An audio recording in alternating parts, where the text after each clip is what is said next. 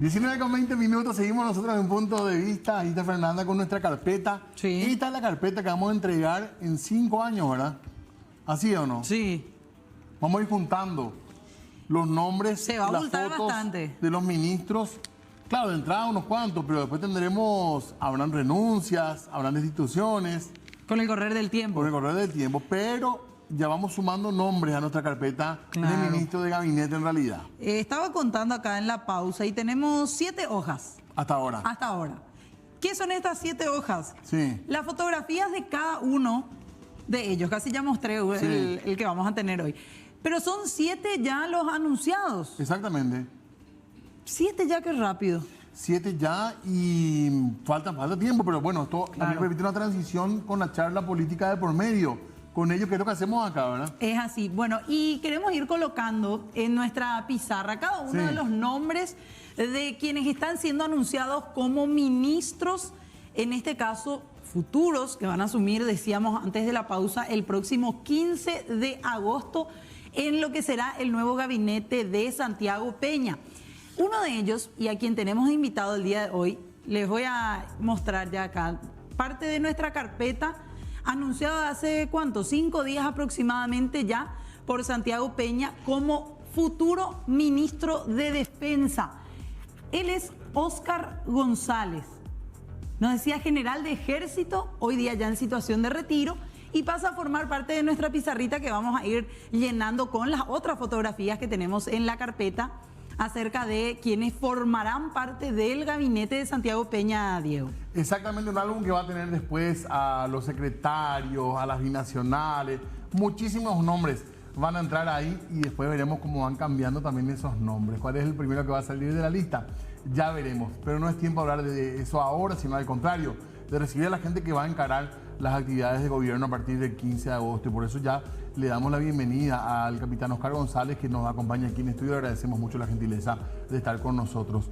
¿Qué tal, capitán, ministro? Ya podemos decir cómo está. Muy buenas noches, antes que nada. Buenas noches, Diego, Fernanda, a la teleaudiencia. Muchísimas gracias por el espacio.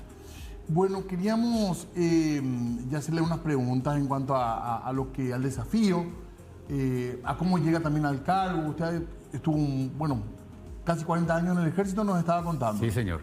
Abandona la actividad militar por retiro. Por retiro, claro. Y después también ya empieza con la actividad política. ¿Es así? Así mismo, así mismo. ¿Y cómo llega este nombramiento, general? Y durante la campaña proselitista, por decir una forma, tanto en las internas como después en las generales, tuve algunas conversaciones con el señor Santiago Peña y nuestras conversaciones obviamente que giraban alrededor de la campaña, pero casi siempre terminábamos hablando de la defensa nacional, porque es un tema que a él desde un principio le interesó, y hablando de los detalles, de las carencias, de las dificultades, de las oportunidades que se pueden presentar en el ámbito de la defensa, entonces seguramente que eso influyó en su espíritu para que finalmente me nomine. ¿Qué le preocupaba o qué le preocupa a él en las charlas previas y luego ya las posteriores?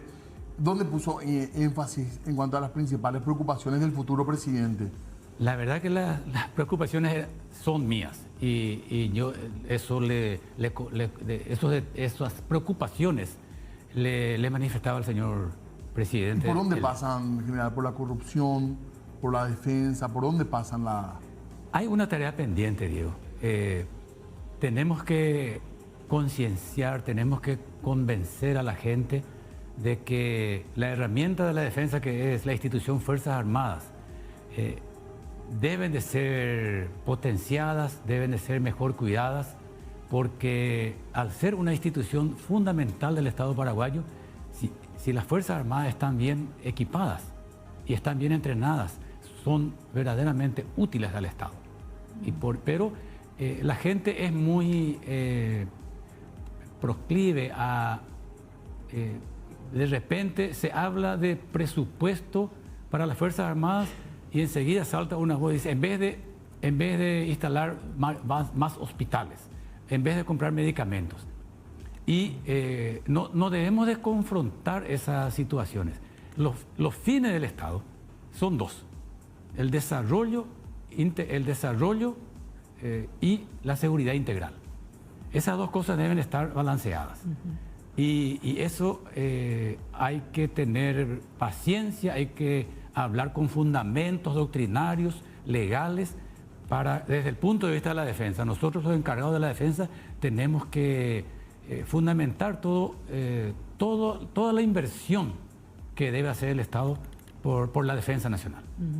General, queremos compartir con usted un hecho que marcó un poco como antecedente de una gran crítica que se tuvo a efectivos, principalmente de la Armada, que tenían que estar custodiando e impidiendo el ingreso de artículos de contrabando en ciertas zonas de nuestro país. Y allí estamos compartiendo aquellas imágenes de circuito cerrado que eran de entre la noche de aquel 11 de junio previo al feriado, pero en el año 2021, y la madrugada de ese 12 de junio, una cantidad enorme de camiones que con la venia de efectivos militares que, decíamos, debían haber estado resguardando esa zona, impidiendo que ingresen productos de contrabando, sin embargo hacen todo lo contrario.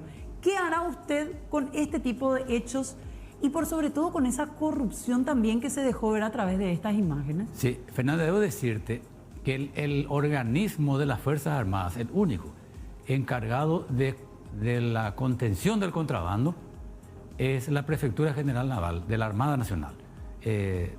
Los efectivos del Ejército y de la Fuerza Aérea que están desplegados no tienen esa atribución, sí, porque la Prefectura General Naval es como la policía, es la policía naval. Y es por eso que ellos suelen verse involucrados en estos hechos repudiables. De esto justamente, Fernanda, yo hablé de este tema. Fue uno de los temas conversados con el señor Santiago Peña cuando se produjo este hecho, ya hace bastante tiempo. Sí. Y yo le dije literalmente, elegir bien con el oficial con el mejor perfil, con una honestidad probada en los cargos más importantes. Y cuando haya hechos de corrupción, actuar en forma implacable, sin dudar y sin que nos tiemble las manos. Debemos de corregir este tipo de hechos irregulares. Lastimosamente, ¿verdad? Porque si bien es cierto, las Fuerzas Armadas, digamos que se ayornaron a los tiempos democráticos en muchos sentidos, sí, señor, pero lamentablemente también permeó mucho la corrupción que se generalizó también en muchas instituciones. Por supuesto que no podemos negar eso. Pero, Diego, las Fuerzas Armadas se adecuaron a la democracia rápidamente. Pero los hechos de corrupción que afloran de vez en cuando, y esperemos que desaparezcan totalmente, ¿verdad?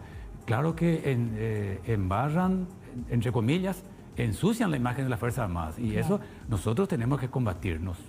¿Preocupa a nivel interno entre los que se retiraron, cuando usted viene en la conversación política ya con los ex camaradas? ¿Es un tema este? Sí, señor. Sí, porque nadie quiere tener mala imagen. El militar, por más que esté retirado, sigue siendo militar. Y es muy sensible a lo que le ocurra a las Fuerzas Armadas como tal. Y cuando existen este tipo de hechos, por supuesto que la gente queda preocupada, queda enojada inclusive, porque gratuitamente, por ahí en rueda de amigos, recibe el reproche de la gente, ¿verdad? Entonces, eso consideramos que no es justo y nosotros que vamos a asumir la responsabilidad de la conducción de la defensa nacional, tenemos que decidirnos y actuar firmemente en caso de que ocurran estos hechos. ¿Son débiles los controles en las fronteras? Sí y no. La gente, con razón, se preocupa porque existe poca tecnología para controlar. Sí. Pero no hay tecnología que valga si el factor humano no está preparado. ¿Y qué hacer en ese punto fundamental? ¿Ingresar con mano dura? ¿Cuál va a ser la primera directriz que va a tener usted para para mejorar esa calidad humana que permita que los controles funcionen realmente en las fronteras y que no pase simplemente por un soborno rápido o una serie de coimas, como se ha visto que existen hasta libretas de pago para algunos efectivos que están en la frontera. Mira, yo no quiero usar la palabra mano dura, pero sí mano firme para que se cumpla el reglamento militar. El reglamento militar sí es duro. En ese caso sí coincido o sea, te doy la razón de que hay que ser duro porque el reglamento militar es bastante duro y terminante. Se tiene que hacer cumplir eso. Queríamos compartir otro caso también, lamentablemente, como para ilustrar y para también manifestar nuestra preocupación ciudadana con ciertos hechos de corrupción. Porque hoy en día el enfrentarse al poder narco es muy delicado, porque por muchas cosas la peligrosidad, pero también el poder económico, que puede romper las voluntades que no sean muy firmes o muy honestas. El caso Belotto que habíamos hablado, ¿usted le conoce a él? Sí, claro que sí, le conozco. Fue una sorpresa para todos. Nadie esperaba esto. ¿Por qué? Y porque nunca él demostró una inclinación hacia ese tipo de actitudes. Y la verdad que fue una sorpresa y un golpe muy bajo para todos nosotros, ¿verdad? Más todavía tratándose de un oficial de alto rango. Y no nos sirve de consuelo, no podemos justificar al decir que el otro militar sí actuó bien. El militar que denuncia poniendo en peligro su carrera, su integridad física, la de su familia. Y bueno, son los avatares de la actividad. Hoy en tiempos de guerra convengamos que la misión del militar es más notoriamente patriótica y el discurso también.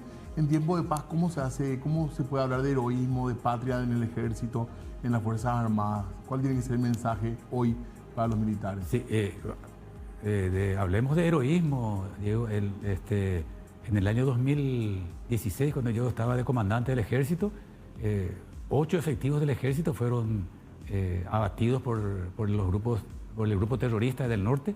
Y esos son héroes nuestros y de la patria, ¿verdad?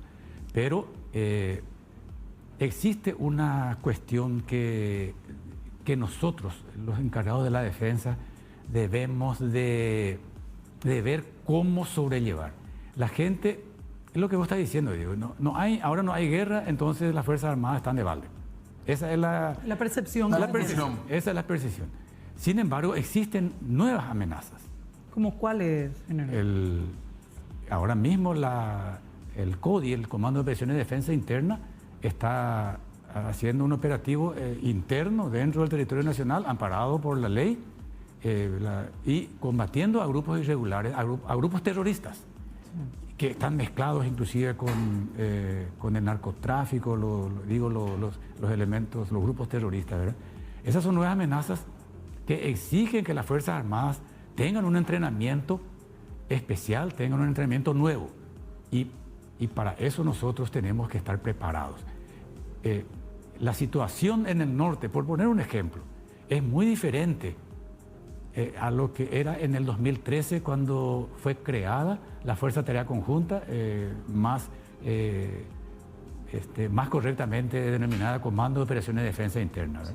Cuando eso, la gente corría el riesgo de ser secuestrada, siempre había un riesgo muy grande, que a esta altura, y me dice la gente, no, pero todavía no fueron eliminados los terroristas. No se resuelven los casos todavía tampoco. No podemos cantar victoria, de ninguna manera, están los secuestrados. Nosotros los militares no podemos de ninguna manera decir estamos actuando con éxito, pero debemos de reconocer que los grupos terroristas que actúan en el norte tienen muy poca capacidad de operar.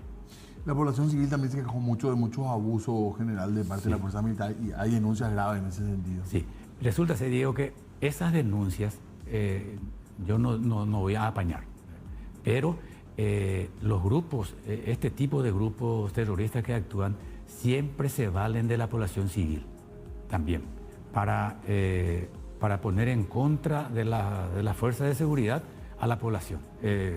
Elementos de la población para poner en contra a los elementos de las Fuerzas Armadas. Muchas de las denuncias son falsas, muchas de las denuncias no tienen ningún sentido, Pero nosotros no podemos decir eso. Tenemos que investigar y en caso de que esas denuncias sean ciertas, se deben de tomar medidas. ¿La estrategia va a cambiar en esa zona en particular? ¿Se puede adelantar algo en ese sentido? No podemos adelantar la estrategia, pero sí lo que yo puedo adelantarles es que vamos a fortalecer en el buen sentido de la palabra, no cargar más militares, sino tener mejor tecnología, mejor entrenamiento sobre todo, para que la lucha sea definitivamente tenga el resultado que todo el mundo espera, que los grupos sean exterminados. Mucha gente incluso pedía la salida de los efectivos militares de esa zona que consideran ya una zona estrictamente militarizada. Toda esa zona entre Amambá y parte de Concepción también. Sí, pero nosotros creemos que el Comando de Operaciones de Defensa Interna está teniendo un papel preponderante en la contención de los grupos terroristas. O sea, si lo sacan de ahí, va a empeorar el panorama. Nosotros creemos que si sacamos de ahí, eso va a empeorar y después vamos a tener que intervenir de vuelta y empezar de nuevo y de cero, que es lo que no queremos ver.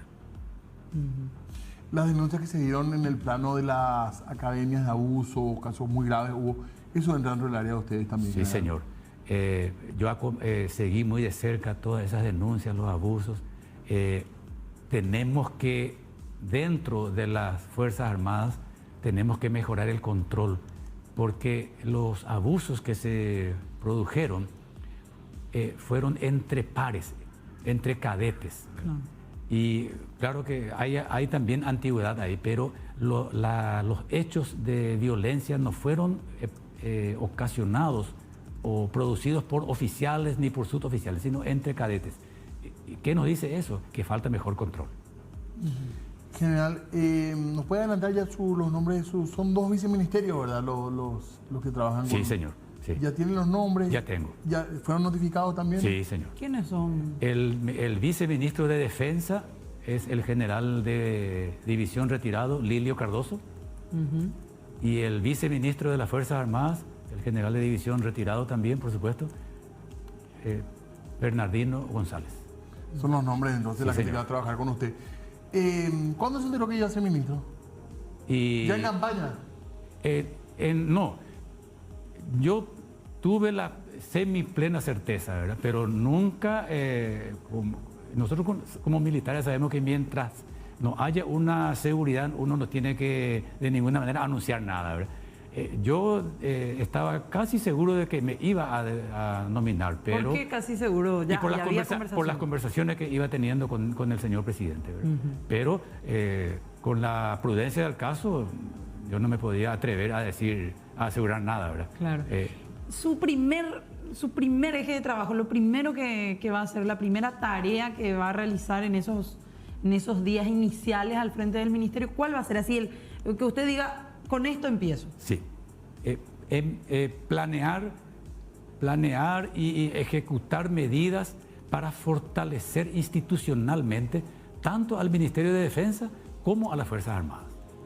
Esa es la primera tarea que tenemos que hacer. Primero tenemos que fortalecernos, tenemos que demostrar que vamos a hacer bien las cosas, sí. Y después, en todo caso, pedir al presidente, también al Congreso, que nos ayuden para que podamos llevar adelante nuestros objetivos.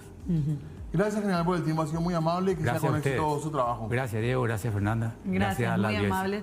Bueno, los nombres para repasar. Enrique Riera, el primer confirmado dentro de este gabinete. Posterior a eso, Rubén Ramírez Lescano, Juan Carlos Baruja, Ángel Ramón Barcini, junto con también el general Oscar González. Y después la ingeniera Centurión, en estos días Claudia Centurión. Obras Públicas. Y hoy Jiménez. Exactamente, Javier Jiménez en el Ministerio de Industria y Comercio. Los nombres confirmados, también ya confirmamos los nombres de los viceministros de Defensa. Así que bueno, vamos sumando nombres y ahí está ya nuestro ministro de Defensa, Oscar González, del 15 de agosto. Lilio Cardoso será su viceministro de Defensa, nos acaba de comentar, y el viceministro de Fuerzas Armadas, Bernardino González. Hacemos una breve pausa y ya volvemos.